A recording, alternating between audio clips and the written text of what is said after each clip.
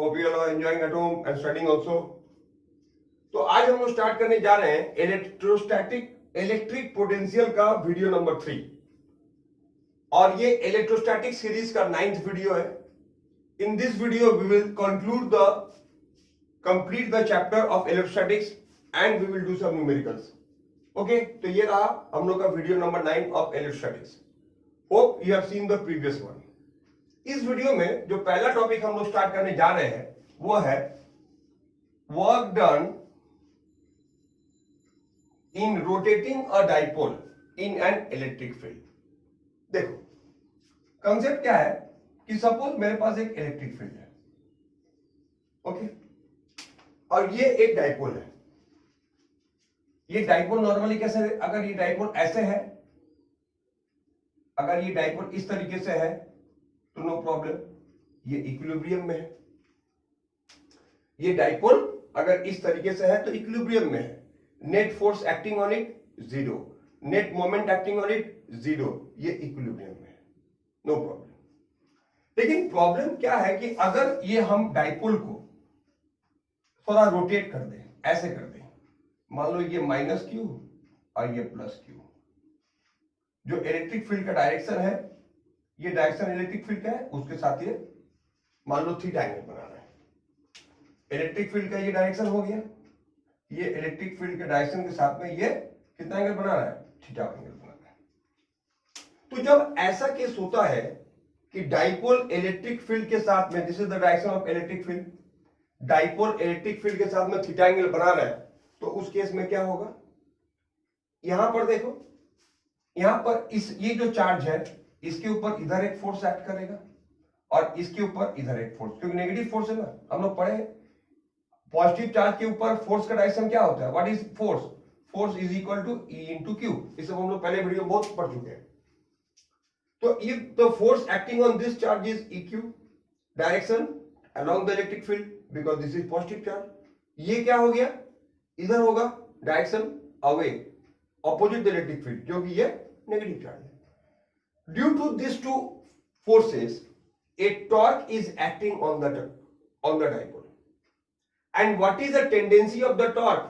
ये जो torque देखो, यहाँ मान लो ये डाइपोल है, ये इसको इधर पुश कर रहा है, ये इधर पुश कर रहा है. इसका टेंडेंसी क्या है कि इसको इधर इस तरीके से लाने का.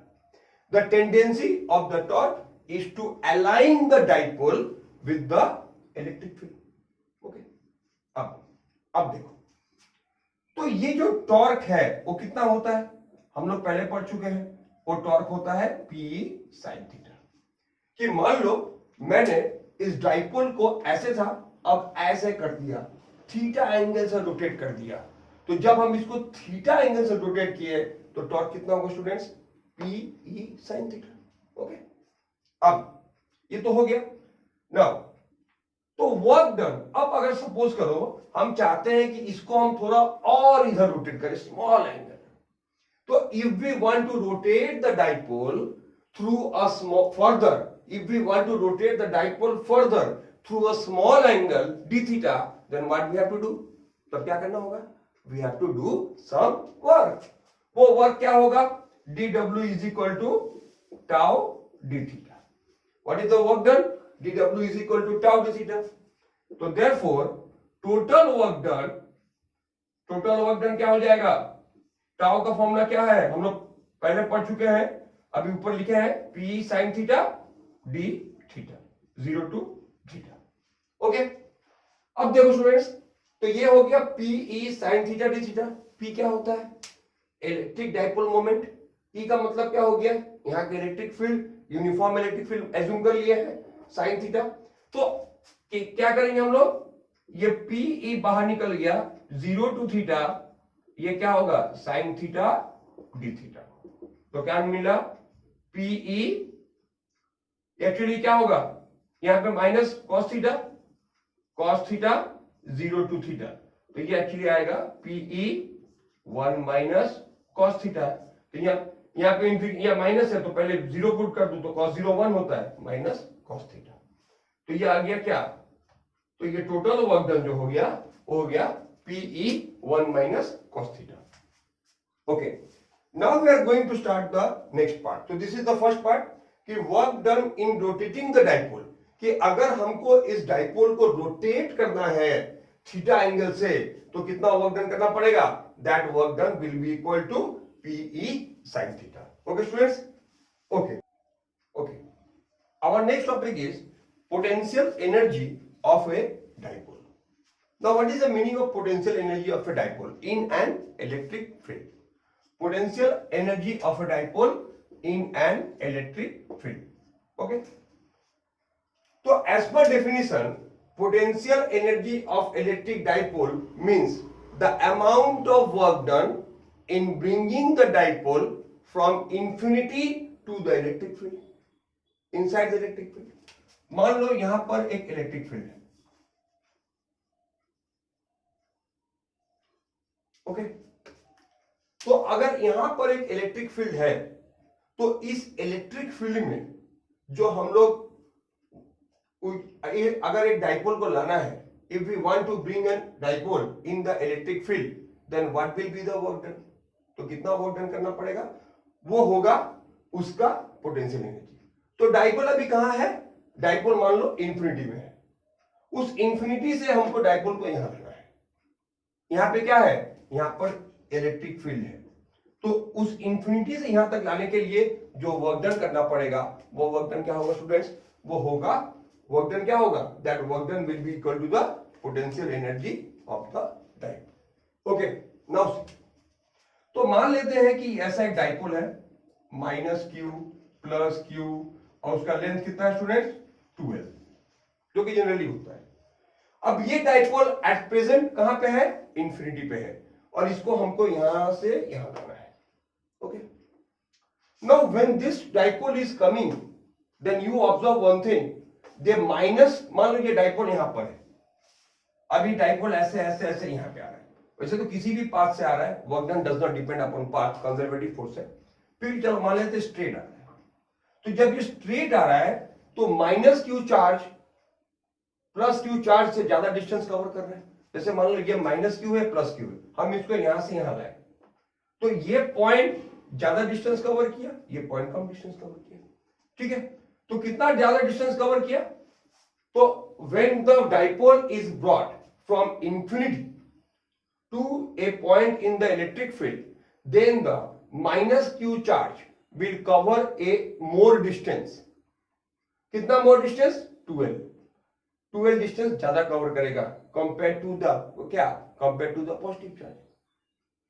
तो अब तो नेट वर्क डन, तो वैसे तो वर्क डन दोनों पे होगा, माइनस क्यू पे भी होगा प्लस क्यू पे भी होगा, लेकिन चूंकि ये माइनस क्यू ज्यादा डिस्टेंस कवर कर रहा है, इसीलिए उसका वर्क डन क्या होगा स्टूडेंट्स, वर्क डन भी ज्यादा होगा, because it has covered more distance. अब देखो, तो ये जो वर्क डन होगा वो क्या होगा, वो होगा F into L, F into S पता है हमको. अब what is F, E into minus Q. तो हम लोग क्या निकाल रहे हैं, नेट वर्क डन, क्योंकि वर्क डन तो दोनों से करना है ना. अब ये माइनस क्यू कुछ डिस्टेंस कवर किया, प्लस क्यू कुछ डिस्टेंस कवर किया. अब हमको नहीं पता कि एक्चुअली ये लोग कितना डिस्टेंस कवर किए, इंफिनिटी यहां से कितने किलोमीटर, आई डोंट नो. तो एक्चुअल कितना डिस्टेंस कवर किया हमको नहीं पता. हम लोग क्या निकालना है कि नेट पर इतना पता है कि ये माइनस क्यू जो चार्ज है वो प्लस क्यू से 12 डिस्टेंस ज्यादा कवर किया है, ये तो ऑब्वियस है. तो नेट वर्क डन क्या होगा, F इंटू एस. तो ये हो गया E into minus Q into कितना, नेट डिस्टेंस कितना है, 12. तो 12 is what, the net distance travelled by this. तो ये क्या निकलेगा, अब देखो 12 इंटू क्यू क्या होता है हमको पता है, माइनस पी ई, क्योंकि P का मतलब क्या होता है, 2Q into L, 12 into Q जो भी लिखो, 2LQ. तो ये 2LQ क्या होता है स्टूडेंट्स, ये हो गया डाइपोल मोमेंट, तो ये माइनस पी. ओके. तो इसका मतलब हम इस चार्ज पे इतना ज्यादा वर्क डन कर रहे हैं, तो नेट वर्क डन क्या निकला, माइनस पीई. और इस माइनस पीई के कारण इतना वर्क डन करने के बाद अब ये डाइपोल कहां दिख रहा है, अब ये डाइपोल हम लोग को इलेक्ट्रिक फील्ड में दिख रहा है -q + q। ओके, और ये जो वर्क डन किए वो वर्क डन कहां चला गया? This work done is stored in the dipole in the form of potential energy. तो इनिशियली पोटेंशियल एनर्जी कितना हो गया उसका? -pe। ओके, और ये इक्विलिब्रियम में है, एट रेस्ट है, इक्विलिब्रियम में है, नो फोर्स एक्टिंग, बिकॉज इसका डायरेक्शन क्या है? इलेक्ट्रिक फील्ड के डायरेक्शन में है, तो no force is acting on the dipole. Okay, तो this is what the potential energy of the dipole. Now अब हम लोग जो पढ़ने जा रहे हैं कि work the potential energy of the dipole in rotating. अब अगर मान लो work potential energy of the dipole in rotating, अगर इसको रोटेट कर रहे हैं तब हमको इसका पोटेंशियल एनर्जी कितना होगा? अब हम लोग इसका निकालते हैं। ओके, तो ये तो हो गया इनिशियली, ये इक्विलिब्रियम में है and this is the potential energy. अब सोचो जरा, अगर हम इसको थोड़ा रोटेट करें तो क्या होगा? क्या ये अपने आप रोटेट होगा? नहीं, इसके लिए क्या करना पड़ेगा? हम लोग को वर्क डन करना पड़ेगा। तो work done in rotating the dipole W is equal to कितना होता है? अभी हम लोग इसके पहले वाले टॉपिक में पढ़े हैं, P1 - cos थीटा। ओके, तो अभी जो वर्क डन करेंगे, सपोज ये तो इक्विलिब्रियम में है ना, अब हम चाहते हैं इसको ऐसे करना, तो उसके लिए वर्क डन करना पड़ेगा। कितना वर्क डन करना पड़ेगा? ये वर्क डन से क्या होगा? इस वर्क डन से इसका जो भी पोटेंशियल एनर्जी था, पहले कितना था, इतना था, वो ऐड हो जाएगा। तो total potential energy of the dipole after being rotated through an angle theta is what? तो W is equal to total potential energy क्या हो जाएगा? U0 क्या हो जाएगा स्टूडेंट्स? U0 plus W। तो U0 is what? PE1 - cos theta, अच्छा, is equal to -PE plus PE1 - cos theta. तो अगर हम लोग इसको ब्रेक करें तो क्या मिलेगा? -PE cos theta. ओके, तो what is the net work done, net potential energy? तो potential energy of the dipole after being rotated in an electric field through an angle theta is what? -PE cos theta. Okay, so please note it down. All these are the important points and that we have done the derivation. तो ये हो गया -PE cos theta. Okay, अब हम चलते हैं potential. अभी तक हम लोग पोटेंशियल एनर्जी के बारे में पढ़ रहे थे, अब आते हैं हम लोग potential due to a spherical charge distribution. ठीक है, स्फेरिकल चार्ज डिस्ट्रीब्यूशन मतलब एक स्फेरिकल चार्ज बॉडी है, उस स्फेरिकल चार्ज बॉडी से कैसा पोटेंशियल एनर्जी उसका ये होता है देखा जाए। तो सपोज करो मेरे पास एक स्फेरिकल चार्ज बॉडी है, इसके ऊपर क्यू चार्ज है, क्यू चार्ज उसके ऊपर में है। ओके, और इससे r डिस्टेंस पर इससे एक पॉइंट लेते हैं P, this is a point P at a distance r, और ये जो स्फेरिकल चार्ज बॉडी है उसका अपना radius small r, capital R लेते हैं। तो कैपिटल R क्या है? स्फीयर का रेडियस, और स्मॉल r क्या है? Distance of the point from the क्या? From the electric field, from this point. हम लोग इस तरह का चीज पहले कर चुके हैं इलेक्ट्रिक फील्ड के लिए। तो हम लोग क्या फाइंड किए थे? इलेक्ट्रिक फील्ड के लिए, राइट? तो इलेक्ट्रिक फील्ड का, तो अगर मान लो हमको यहां पे इसका पोटेंशियल निकालना है, तो potential due to a spherical charge, spherical charge distribution. Okay students, ये हेडिंग डाल दो, potential due to a spherical charge distribution. तो इसमें हम लोग को दो कंसेप्ट का जरूरत पड़ता है। सपोज करो हमको यहां पे पोटेंशियल नहीं, इलेक्ट्रिक फील्ड निकालना हो, तो हम लोग पहले कर चुके गॉस थ्योरम से। क्या पढ़े थे गॉस थ्योरम में कि E इज इक्वल टू क्या होता था 1/4 pi epsilon naught Q by R square. ठीक है, क्या मान ले रहे हैं the Q charge is distributed over the surface. इसके पूरे ऊपर में Q चार्ज डिस्ट्रीब्यूटेड है, तो इस पॉइंट का इलेक्ट्रिक फील्ड क्या होगा स्टूडेंट बोलो Q बाई इतना। अब देखो, तो अब हम लोग एक चीज और डेरिवेशन किए थे इसके पहले वाले वीडियो में, E is equal to minus dV by dr। तो dV क्या हो जाएगा minus E into dr। Okay, dV क्या होगा माइनस E इंटू dr, तो माइनस E। अब देखो इसमें क्या है, माइनस E के जगह पर क्या लिखोगे 1/4 pi epsilon naught Q by R square dr। ये क्या निकला स्टूडेंट, ये निकला dV।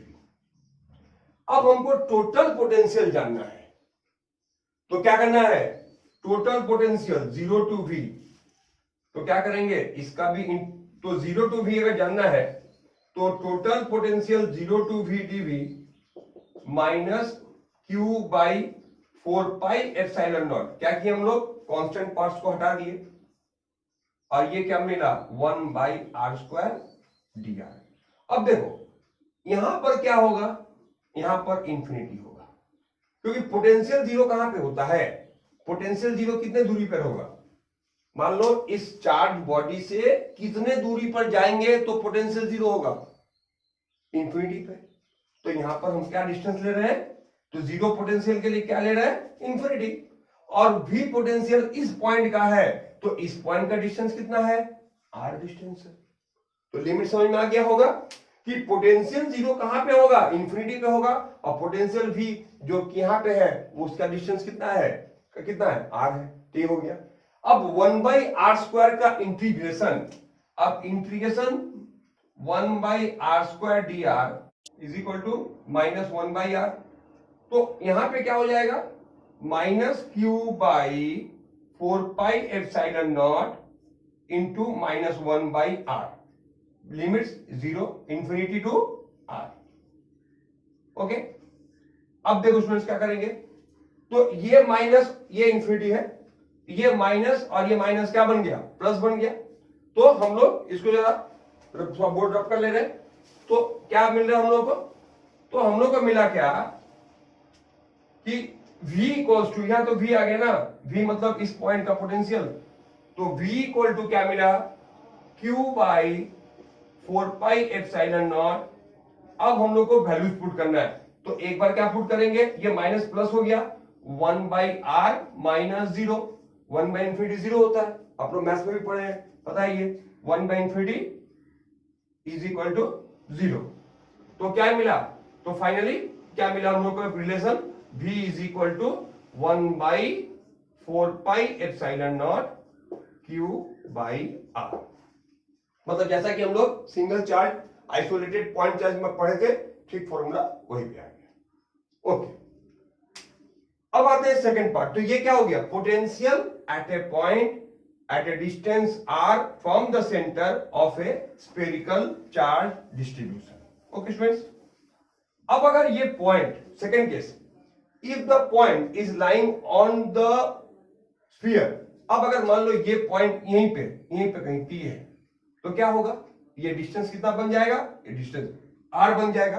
तो second point is potential at on the surface of sphere, potential at any point on the surface of a sphere कितना हो जाएगा students, V equal to 1/4 pi epsilon naught Q by capital R। Means we have replace the smaller by capital R। क्यों, because ये क्या है, ये किसी भी डिस्टेंस का है और ये ऑन द स्फीयर, तो सेम फॉर्मूला है। उसके बाद आते हैं next topic, inside the sphere. अगर अंदर में, तो हम लोग इलेक्ट्रिक फील्ड में पढ़े थे क्या कि electric field inside the sphere is 0। किसी भी, अगर मान लो ये स्फेरिकल चार्ज डिस्ट्रीब्यूशन है, तो according to Gauss law inside में कोई भी चार्ज एनक्लोज नहीं हो रहा है, क्योंकि चार्ज है कहां पे, चार्ज तो ऑन द सरफेस है ना, चार्ज कहां पे, सरफेस पे है, तो अंदर में तो चार्ज है नहीं, फ्लक्स बनेगा नहीं, इलेक्ट्रिक फील्ड जीरो होगा। ओके, पर क्या पोटेंशियल में क्या होता है देखा जाए तो E is equal to minus dV by dr, we know this relation. Now inside the electric, inside the sphere E equal to zero, क्या इंप्लाई करेगा, dV by dr equal to zero. किसी भी डेरिवेटिव का, class 11 में आप लोग पढ़े हैं, डेरिवेटिव किसका कांस्टेंट जीरो होता है, कांस्टेंट का। तो अगर कोई चीज का डेरिवेटिव जीरो हो रहा है, इसका मतलब वो चीज क्या है स्टूडेंट्स, कांस्टेंट है। ये क्या इंप्लाई करेगा, v is equal to constant. Now the question is, constant तो समझ में आया, पर कितना, हाउ मच।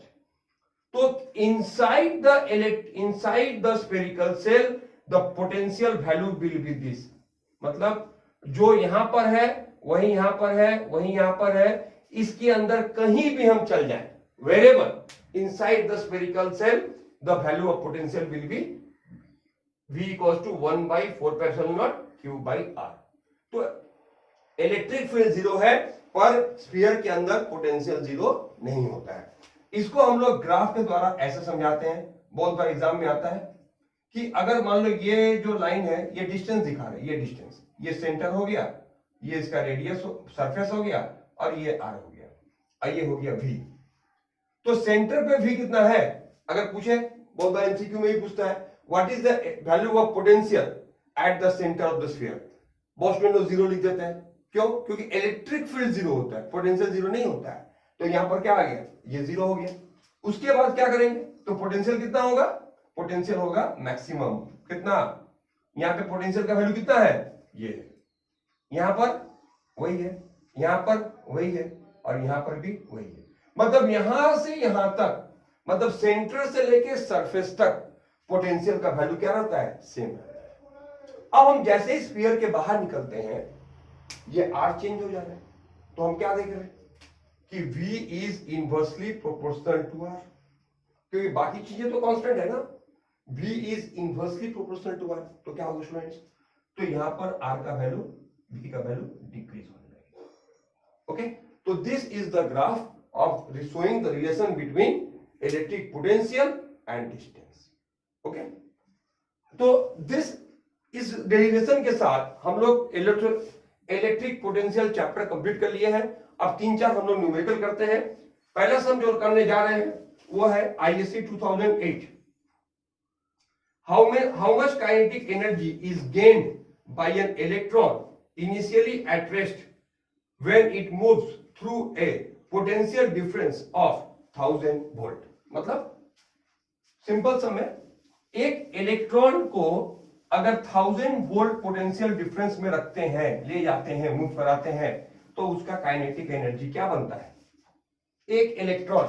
क्वेश्चन है हाउ मच काइनेटिक एनर्जी, तो Q कितना दिया हुआ है, इलेक्ट्रॉन का चार्ज तो हमको पता ही है,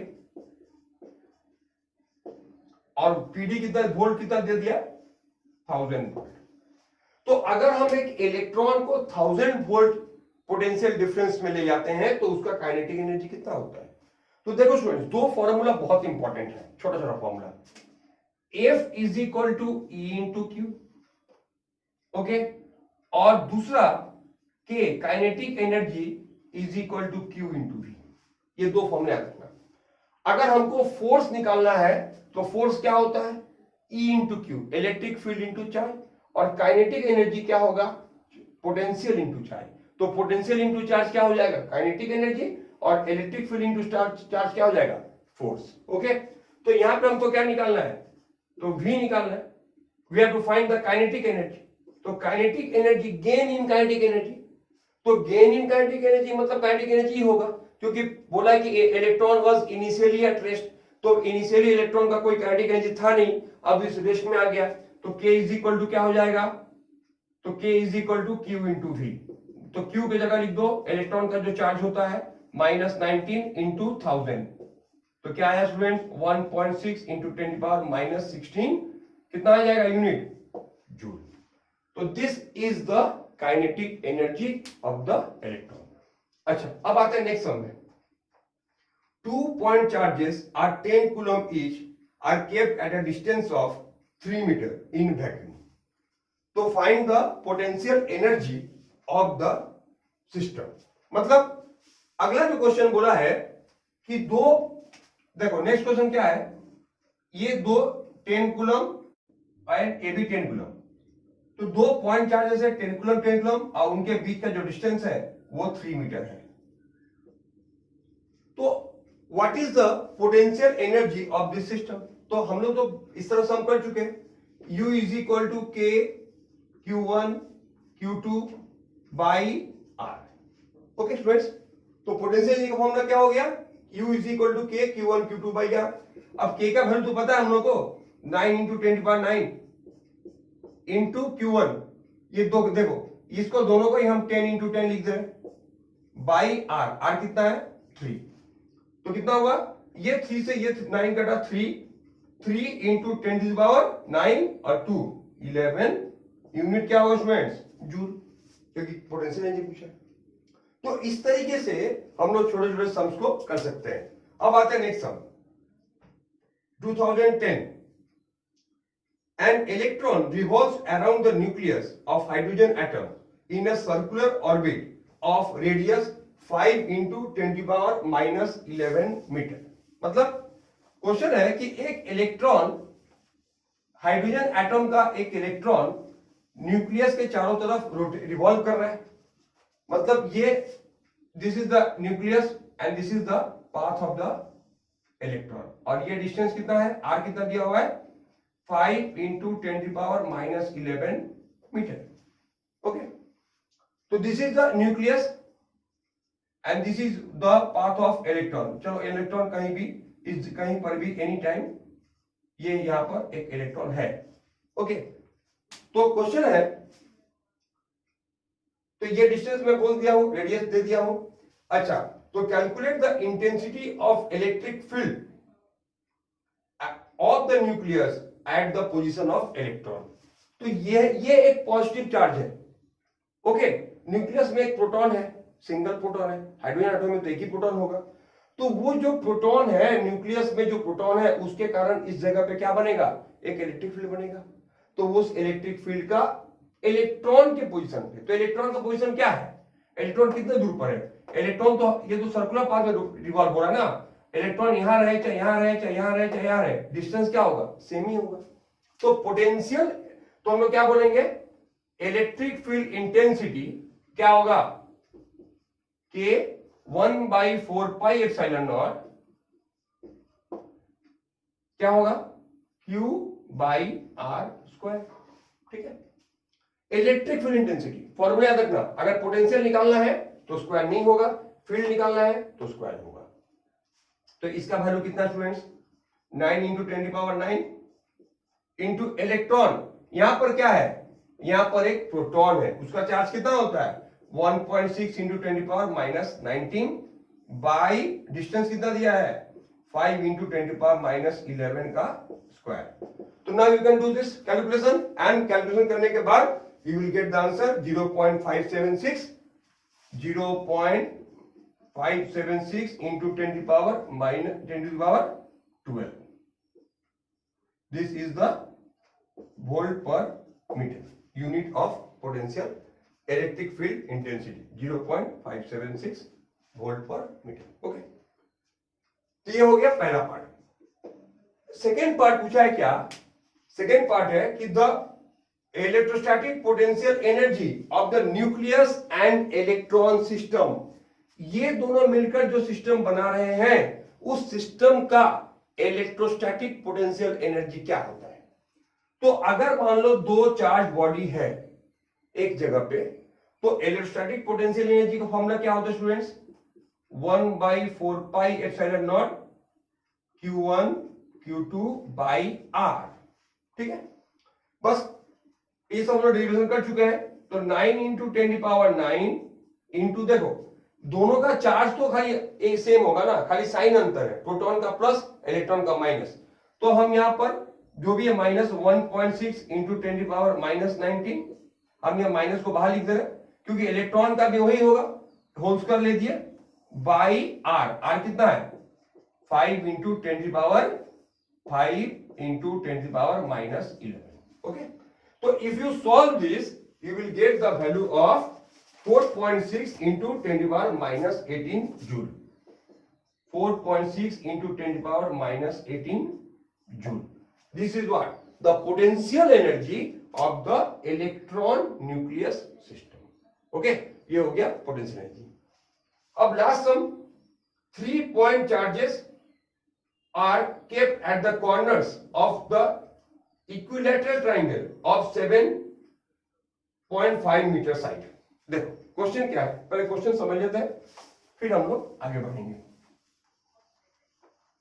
3 पॉइंट चार्जेस मतलब ये जो मेरे पास 3 पॉइंट एक इक्विलैटरल ट्राइंगल बनाते हैं, ये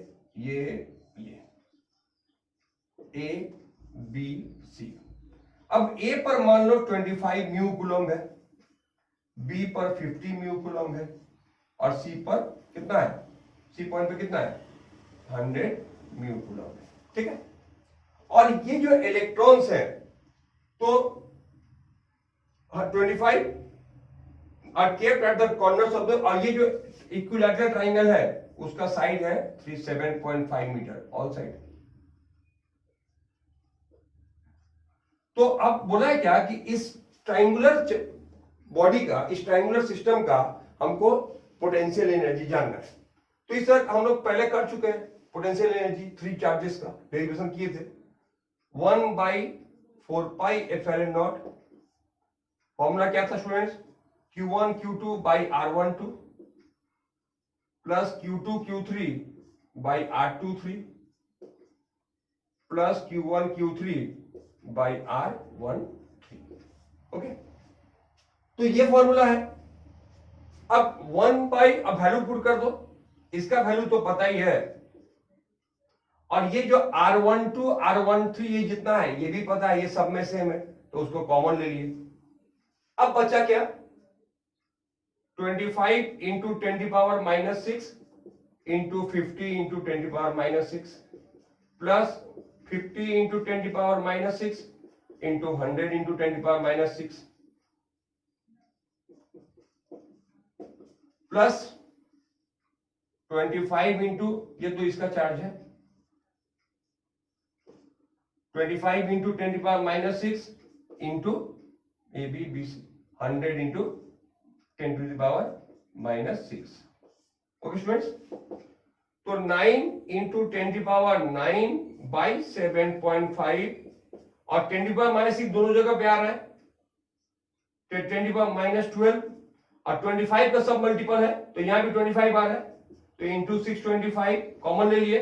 बचा क्या, 1 into 2 2, यहां क्या बचा 2 into 4 8, यहां पे क्या बचा 1 into 4 फ्लो.